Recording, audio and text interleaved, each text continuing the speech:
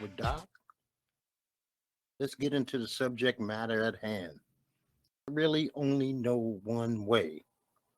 Okay, I'm not saying that my way is the right way. My way should be your way.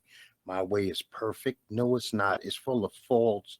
It's full of all kinds of missteps. But it's the way that I know. It's the way that works for me. I'm an all the way in person or all the way out person. I don't believe in being lukewarm.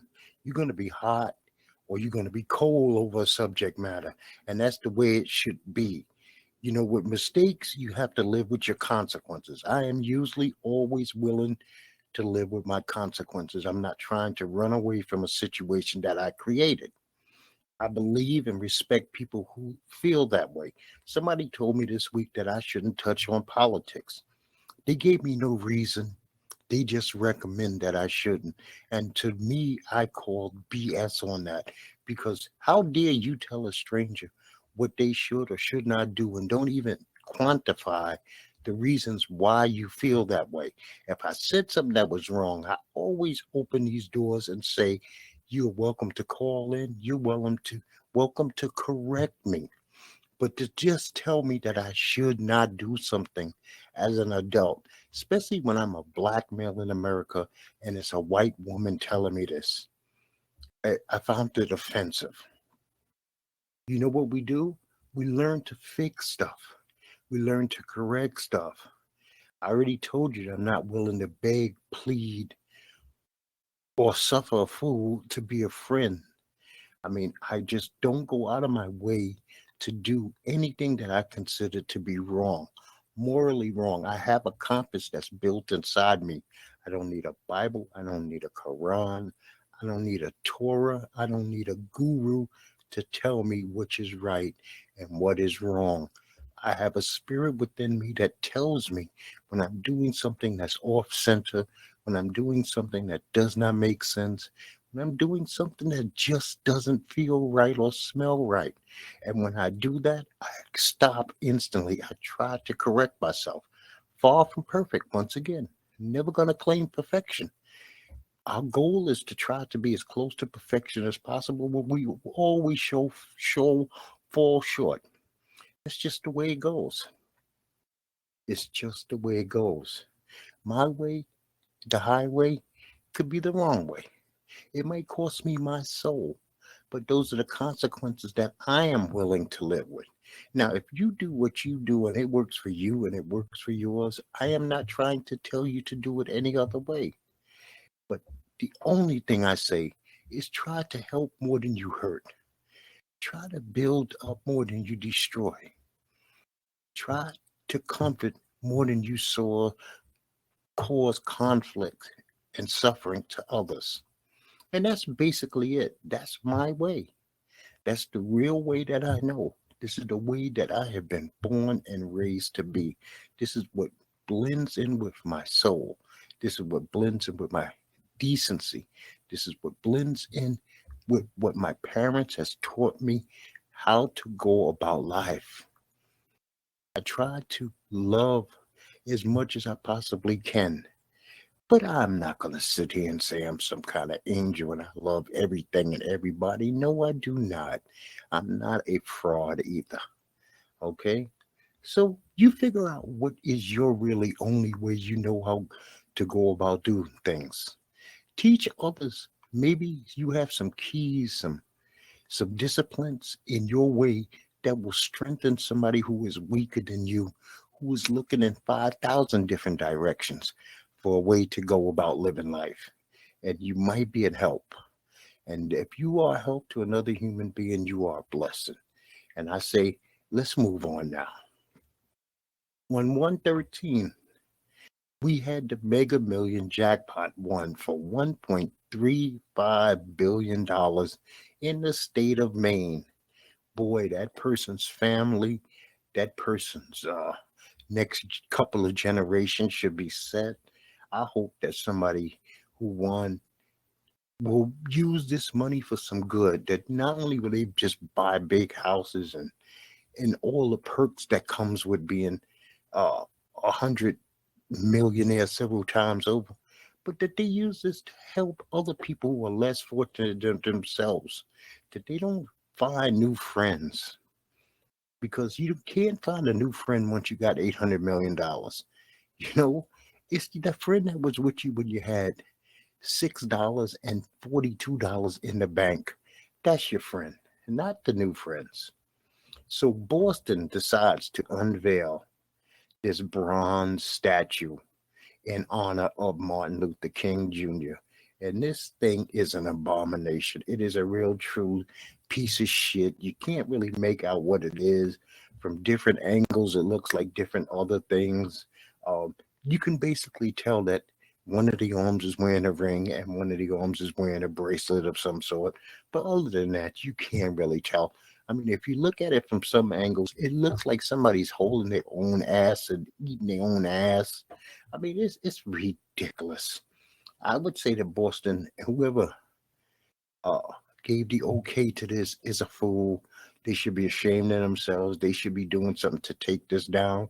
If they can fix a Ronaldo statue, they could damn sure fix a Martin Luther King Jr. statue or monument or whatever you want to call this fucking abomination. So Illinois has now become the latest U.S. state to ban assault weapons. 9 other states also ban assault weapons, and that includes D.C., which is not a state but a commonwealth. They prohibit the sale or possession of assault weapons. Now, I believe that the law also grandfathers in people already own them, but I think they have to register them. Do we need more assault type weapons on the street? No. I'm a big gun person, but I don't believe that we actually need AKs and 223s and 5.67s out there. I don't believe that we need high capacity magazines with 50, 60, 75 rounds. I think that if you have a high capacity rifle and it holds 10 to 25 and you know what you're doing with this and you've been trained to use this, you can do whatever it is that you need to be needs to be done. I don't believe there's a limit on how many mags you can actually have, but I do believe that we have to do something about these assault weapons because these are, for the most part, what's used in these mass shootings. It's not so much 380s, 25s, even 9 millimeters. For the most part, people are going for rifles. So let's see what happens with Illinois and other states who will join in. I will keep you up to date if others join in, if they decide to stay out or whatever happens. So the FAA had a computer outage, and all flights across America were grounded, leaving tens of thousands of people stranded after this outage. Pilots couldn't access their flight plans, they couldn't safely land or take off. The airplane or airline industry has been a mess. I mean, they received a lot of money from the federal government during the COVID days. Uh, Prices of airline tickets have risen through the roof. I mean, I'm still trying to set up a trip and get some tickets to an airline, but it seems like it's slow motion because the fares are on average, I would say $200 per person each way round trip, higher than what I got this same time last year. So we are talking about a swing in at least $400. So I'm trying to wait this out. Southwest Airlines is not an option. I believe they're a garbage airline. I don't fly Frontier. I don't fly Spirit. So it has to be American, Delta, or JetBlue for me. And I'll see how that works. I hope that you don't have any problems with your flight arrangements going and coming at any point in time this year that is within your financial means, that you need to get someplace that you're able to get there and not feel like that you had to mortgage the farm to do it. People, for some reason, as you know, and it's not for some reason, but it's award season, people. That means Oscars, Emmys, Grammys, Tonys, Critics' Choice Awards. NFL Honors is coming up. Probably Nickelodeon, MTV, BET, Source Awards, all kinds of award shows. Isn't it amazing that you go to work each and every day? You might bust your ass and be the best that you can be. And at the most, you might get an accommodation. You might get a bonus at Christmas time. But the highest paid people on the planet, meaning athletes and celebrities, give themselves multiple trinkets on top of all the shit that they can already buy for themselves. I find it amazing that they need the glad hand and have all these award shows, all these dinners, because they did their job and they did their job well. You know what? I think satisfying your fans by putting out a product that is worth a damn should be award enough. But, you know, that's just my thoughts on the matter. So, Lynnette Diamond Hardaway died at the age of 51. I really don't have much positive to say about half of the silk and diamond combination, so I'm not going to really say much other than she's dead, people. Charles White, Heisman Trophy winner and a USC national champion in 1979. He actually won the Heisman, I'm sorry, in 1979. He won the national championship in 1978. One of my very first football heroes has passed away at the age of 64. He also played 9 seasons in the NFL. Jeff Beck, uh, guitarist for the Yardbirds, legendary Hall of Fame Yardbirds. He died at the age of 78. Lisa Marie Presley died at the age of 54. She was Elvis Presley's daughter, Michael Jackson and Nicolas Cage ex-wife. She was still what you would call a fairly young person at 54 years old. I hope she rests in peace to find a peace that she never seemed to have in this life. And Robbie Knievel, the son of Evil Knievel, died at the age of 60. He went into his dad business as being a stunt man, uh, jumping canyons and things of that nature. When I was a kid, his father, Evil Knievel, was humongous, jumping Snake Canyon, jumping the fountains in Las Vegas. I mean, walking around with the jumpsuits like Elvis, red, white, and blue. He was a really big deal. You had to have lived in that time to understand how big a deal Evil was. I'm surprised that his son went into the same business, but once again, like I said, he passed away at the age of 60.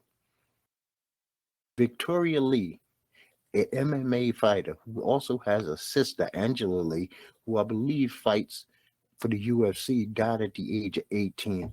I don't know a lot about that. I mean, 18 is, you just started life.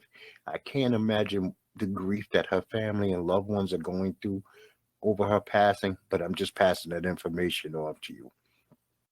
Robbie Bachman from Bachman Turner Overdrive passed away at the age of 69. You might know some of his songs. You Ain't Seen Nothing Yet and Taking Care of Business. So I just wanted to pass that on. I like to let you know who the big names are of each week. You might not be aware of them. So this is just me passing on information, not making any judgments per se on these people's lives. But if I have something to add, I will. If I have not much to add, I won't. So WWE had a big week. Vince McMahon returned.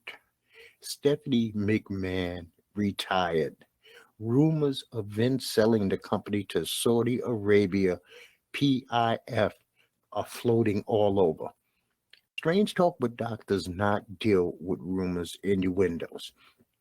So that's all I'm going to say about this Saudi Arabia PFI, other than the fact that WWE was built on the back of that red, white, and blue flag. I don't care how many times they go international.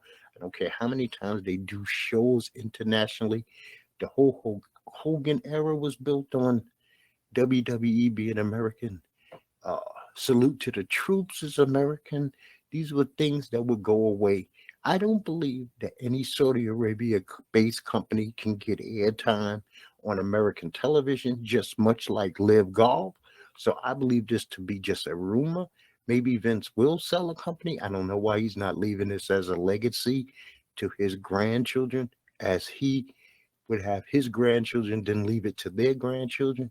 This is a striving business that makes millions of people worldwide happy. I wish the WWE finds a way to make this thing work.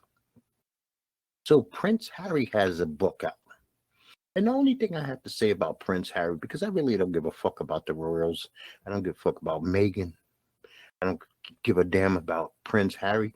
I just wish he would do 4 letters. Shut the fuck up. He has put out all kinds of personal business, but I guess when you need to sell a book, you're going to do things like that. I don't understand the concept. It is not within the way that I go about my life, that every single thing that you've ever done is open to the public. I believe that some things you take to the grave with you. But if Prince Harry is comfortable putting this information out there when he's going to have kids, his kids read it, and his grandchildren read it, and his great grandchildren read this, and they're going to say that's who grandpa really was, I mean, that's on him. So this week, both Law and Orders, meaning SVU and the organized crime, they kind of sucked back to back. This is the second week in a row. The OG version of Law and Order was okay. Did I like the way the district attorney, the ADA, handled the case? No. He made the defendant into every white boy. You know, every white boy that somebody would want to come to defense of. So he did not come down hard on him the way he would have came down on a regular perp. And I didn't appreciate that as a viewer, especially a black viewer. Criminal Minds has returned from his hiatus. I have yet to see that episode. The Young Rock was very good. They kind of told the story about how him and Triple H finally came to garner some respect for each other. BMF Week 2. The Godfather of Harlem has returned. I have not seen that episode as of yet. I will review The Godfather of Harlem next week and also week 2 of BMF. And The Hunters season 2 has returned.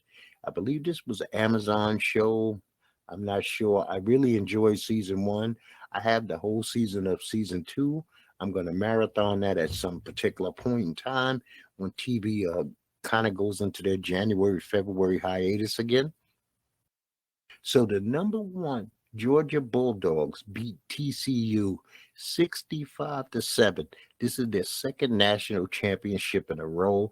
They did this at SoFi Stadium. Georgia's quarterback Stetson Bennet, who is aged about 502 years old, was named the offensive MVP of the College Football Playoff Championship. This Stetson Bennet will be 26 years old before the start of the upcoming NFL season. I don't know if he's going to declare. I don't know if he's happy just having a college legacy and moving on from there, but that's pretty old for a quarterback to be coming into the NFL, even with the 2 national championships. So John Bones Jones has re-signed with the UFC. And on top of it, he got an 8-fight deal. It's amazing how they conduct business in the UFC from time to time, because Francis Ngannou has been stripped of his UFC title and he's an unrestricted free agent, which is kind of a joke-ass statement because there's not a lot of places for MMA fighters to fight. He can go to Bellator. I guess there's Pride. There are a few places that he can go, but he has been stripped of his title. So John Jones and him will not fight for the title. It will actually be John Jones versus Cyril Gahn. I believe they're going to fight sometime in March for the UFC Heavyweight Championship. Isn't it amazing? John Jones goes through and gets in all that trouble. He gets blessed with an 8-fight deal, probably for more money than anybody in UFC history. He has all this time where he didn't have to take drug tests. He walked straight into a title fight. No fight or two to warm up to see what he has to offer to heavyweight, straight into a title fight. If Dana wants you, Dana likes you, Dana gives you a pass that you cannot get in any other sport known to man. The UFC did have a card this weekend. It was headlined by Sean Strickland and Nurzuddin Imavov, which Sean Strickland won by unanimous decision. This was one of those who gives a fuck UFC cards. It was the first card of the year. It wasn't that good. I really didn't find it entertaining. I looked at the fights, but I also kind of fast forwarded through a lot of the action because I was bored by it. This weekend coming up, we have another UFC card. Derek Lewis is going up against Sergey Spivak. Ian Cooper is fighting Kennedy and Joshua. Chase Sherman is fighting Waldo Cortez or Acosta. Uh, Jennifer Myers on the undercard. Let me see how Natalia Silver's fighting Tessa Bleeder. So this might be a good card. We'll see. It seems like they're waiting to hold a lot of people back for their major pay-per-views. But, anytime you got Sergey Spivak and Derek Lewis on a card and they're fighting each other, somebody could get their head taken off. So we'll see. I'm hoping for a better card than the first one. And you know what, UFC, get your wheels rolling, man. And, get your shit together, Dana. Give us some good bouts. So the Golden State Warriors on 1/13, Friday the 13th, played against my San Antonio Spurs, and they set a single game attendance record with 68,323 people showed up at the Alamo Dome to watch a basketball game. Golden State Warriors wound up blowing my Spurs out in that game 144 to 113. But think about that. 68,323 people showed up to watch a b-ball game. I mean, some of those seats had to be horrendous, but I mean, they still pulled it off. And the thing that I'm most shocked is San Antonio didn't go over the way to promote it. They didn't go out of their way to pat themselves on the back for doing this. All they did was post on their social media site the number 68323. I mean, what a class organization. I'm so proud to be a San Antonio Spurs fan, even though we're having a 3 or 4 year period that I have never experienced as a Spurs fan in my entire life. So here's the big games for you in the NBA this week. Tonight, we got the Suns versus the Grizzlies. Anytime you get a chance to see Ja Morant, you know you need to do it. We have the Pacers versus the Bucks. Tuesday, we got the Trailblazers versus the Nuggets. The 76ers versus the Clippers. I can't promise you Paul George, nor can I promise you Kawhi Leonard. You never know with them. They're like that box of chocolates that Forrest Gump talked about. Wednesday, you got the Kings versus the Lakers. LeBron is healthy as I speak right now, so he should be in that game. You got the Clippers versus the Jazz. Thursday, you got the Suns without KD are going in to play the Net. Well, the Nets without KD are going in to play the Suns. You got the Warriors versus the Celtics. Friday, you got the Heat versus the Mavs, Luka Doncic. You got the Grizzlies with Ja Morant versus LeBron James and the Lakers. Saturdays, you got Bucks with Giannis versus the Cavs, a very good up-and-coming team this season. You got the Celtics versus the Raptors. And Sunday, you got the Nets playing Golden State, and you got the Lakers going up against the Trailblazers. Last Monday, the Arizona Cardinals parted ways with Kliff Kingsbury. I was a little shocked, but when you lose that many games in a row, after doing what they did last year, starting that season off was, 10-1, 10-2, and then basically losing every game for the end of the season, and then to have the season that they had this year, even though Kyler Murray was hurt, even though D-Hop had to miss all those games due to suspension, they still should have been a better team. So the playoffs start in the NFL this weekend. And the 49ers outscored the Seahawks 25-6 in the second half to win that game 41-23. Brock Purdy threw 3 touchdown passes. He also threw for 332 yards, and he ran for a fourth quarter score in his playoff debut. This was Brock Purdy's 6th straight win as a starter for the 49ers and the 11th straight win for the 49ers in total. Christian McCaffrey had a good game. He rushed for 119 yards. Deebo Sanders caught 6 passes for 133 yards and a touchdown. Geno Smith was not a bum. He finished 25 for 35 for 253 yards, 2 touchdowns, and 1 interception. DK Metcalf had an outstanding game, 10 receptions, 136 yards, and 2 touchdowns. But San Francisco really put on a show in that second half. Like I said, they outscored them 25-6. And it just took a minute for that engine to rev up, and that was that. Now, the Jacksonville Jaguars came back from being down 27 to beat the Chargers 31-30. This was the 6th consecutive win for Jacksonville and the 5th straight at home. The Chargers coach has to go. Everybody, all the announcers, all the people on TV, they take this Justin Herbert and they throw him down your throat as though he is the next big thing. When right now, out of the young guys, he's not the top young guy. And I don't understand it. Matter of fact, in this game, Trevor Lawrence went 28 for 47, 288 yards. He had 4 TDs, but he also had 4 interceptions. And Travis Etienne rushed 20 times for 109 yards. They have to reevaluate this whole deal in Los Angeles with the Chargers. They're not as good as people think they are. The coach blew it by playing Williams in week 18. He maybe he could have helped. Maybe he could have helped Eckler. Maybe he could have helped Keenan Allen. He could have helped Herbert. But they wasn't at full strength. And Jacksonville, and then being down like this, maybe the team relaxed more than they should have.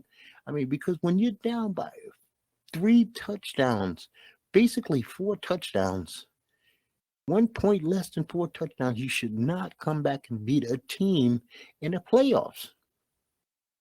The Bills was in a wild-ass game with the Dolphins. They won this game 34-31. Josh Allen was 23 for 39, 352 yards, 3 touchdowns, 2 interceptions, and a fumble that was returned for a touchdown. Skylar Thomas did a good job as the third-string quarterback for the Dolphins, but his problem was his team had drops after drops after drops. So every chance that he got to put them in a position to help themselves, one of the receivers would drop it. I'm not saying that the Bills didn't have the same problem. There was a bad interception that bounced off of Beasley Coles to a Dolphin player. He had a bomb, Josh Allen, that was dropped. I mean, both teams were playing it was a little bizarre. The end of the first quarter took like an hour, and it was only 3 minutes on the clock.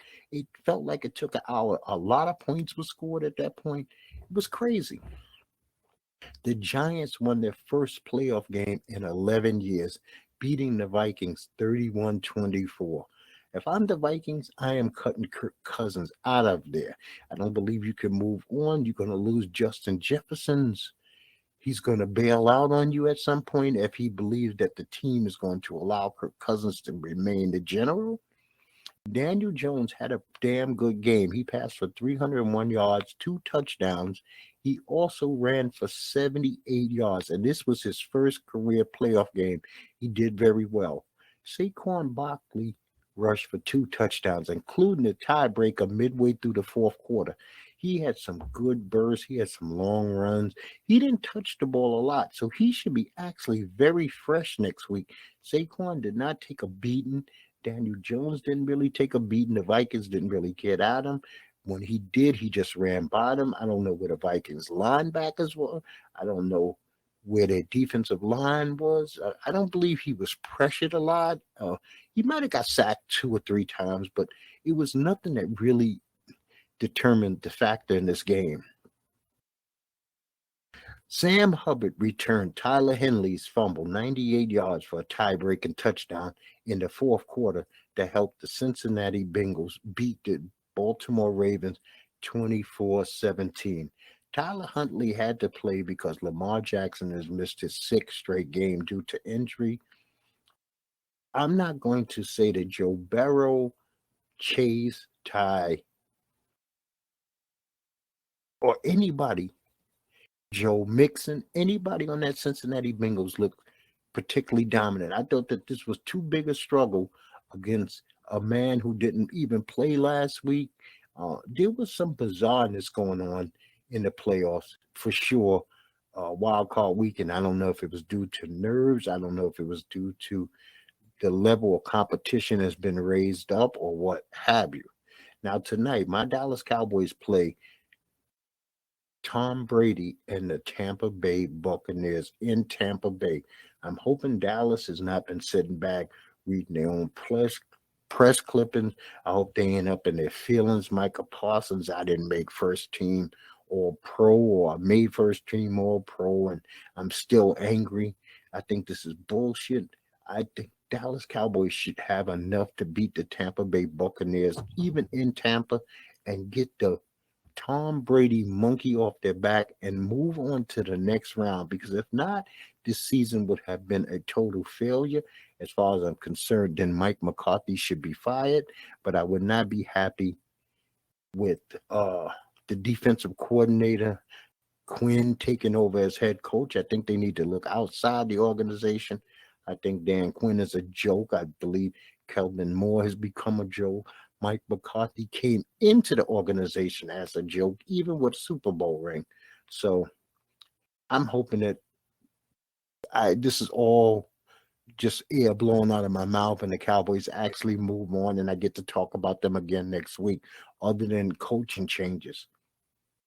Next Saturday, we got Jacksonville Jaguars are going into Kansas City to play the Chiefs. I definitely have the Chiefs playing and winning this game at home against the Jaguars. I think the Jaguar bubble first finally burst. The Giants also on Saturday are going into Philly to play a division rival, the Philadelphia Eagles. I have the Eagles winning this. They will be well rested. Jalen Hurts would have allowed his body to heal up a little. I don't think that Daniel Jones gets to run all over the field against that Eagles defense the way he did this week against Minnesota, which will curtail a lot of his offensive output. And then Sunday, we got the Cincinnati Bengals playing the Buffalo Bills. That should be an outstanding game. This is one of those games in the beginning of the season that we thought that we would see come playoff time, because whoever wins this goes to the AFC Championship, and we figured one of these two teams would be in it, and we are now guaranteed one of these two teams will be in it. I am picking the Cincinnati Bengals to pull off the upset in Buffalo, because I just think the Cincinnati Bengals, even as bad as they played last week or this week, I just feel something about Joe Burrow and that offense and those weapons, and they can handle the cold, that they will win this game.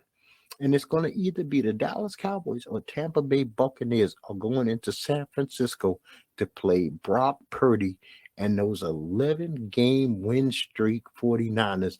I think that if it's the Cowboys, they beat San Francisco and actually end the streak and go on to the NFC Championship. If it's Tampa Bay, I have San Francisco beating Tampa Bay to go on to the NFC Championship.